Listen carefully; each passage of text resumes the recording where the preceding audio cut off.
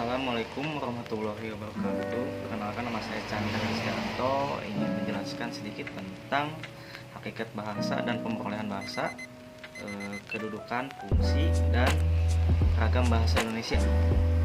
Check it out. Bahasa adalah suatu sistem lambang bunyi yang dipakai untuk berkomunikasi oleh masyarakat pemakaiannya.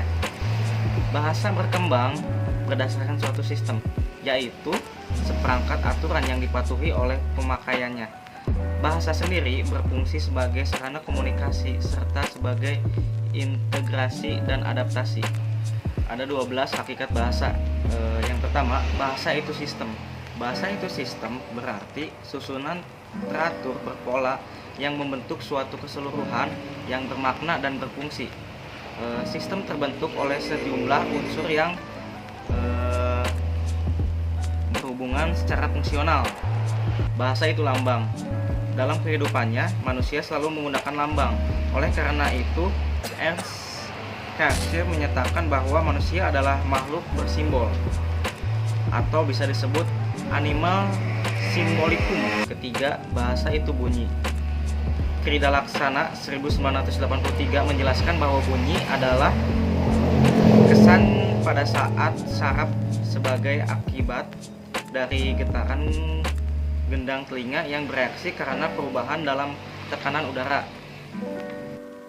Keempat, bahasa itu arbiter. Kata arbiter bisa diartikan sewenang-wenang, berubah-ubah, tidak tetap, mana suka. Bahasa bersifat arbiter, artinya hubungan antara lambang bahasa dan suatu yang dilambangkan bersifat mana suka dan sewenang-wenang. 5. Bahasa itu bermakna. Salah satu sifat hakiki bahasa adalah wujudnya yang berupa lambang. Sebagai lambang, bahasa melambangkan suatu pengertian, suatu konsep, suatu ide, suatu pikiran yang ingin disampaikan dalam wujud bunyi. 6. Bahasa itu konvensional. Meskipun hubungan antara lambang dan suatu yang dilambangkan itu bersifat arbiter, tetapi penggunaan lambang tersebut bersifat konvensional. Artinya, penggunaan lambang tersebut harus atas kesepakatan masyarakat pemilik bahasa tersebut. Pada awalnya, kesepakatan itu tidak tertulis. Kesepakatan terjadi begitu saja, lalu dipatuhi oleh orang-orang sesudahnya, sehingga semua anggota masyarakat bahasa itu memenuhi konvensi bahwa lambang tertentu itu digunakan untuk mewakili konsep yang diwakilkannya. 7. Bahasa itu unik. Bahasa dikatakan bersifat unik, artinya setiap bahasa mempunyai ciri khas sendiri yang tidak dimiliki oleh bahasa lainnya. Bahasa itu universal. Selain bersifat unik, bahasa juga bersifat universal, artinya ada ciri-ciri yang sama yang dimiliki oleh setiap bahasa yang ada di dunia ini. Misalnya, ciri universal bahasa yang paling umum adalah bahwa bahasa ini mempunyai bunyi bahasa yang terdiri dari huruf vokal dan konsonan. Bahasa itu bervariasi.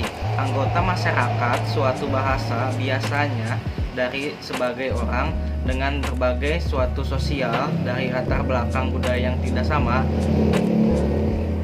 Karena perbedaan tersebut, maka bahasa yang digunakan menjadi bervariasi. Bahasa itu dinamis. Bahasa tidak pernah lepas dari segala kegiatan dan gerak manusia.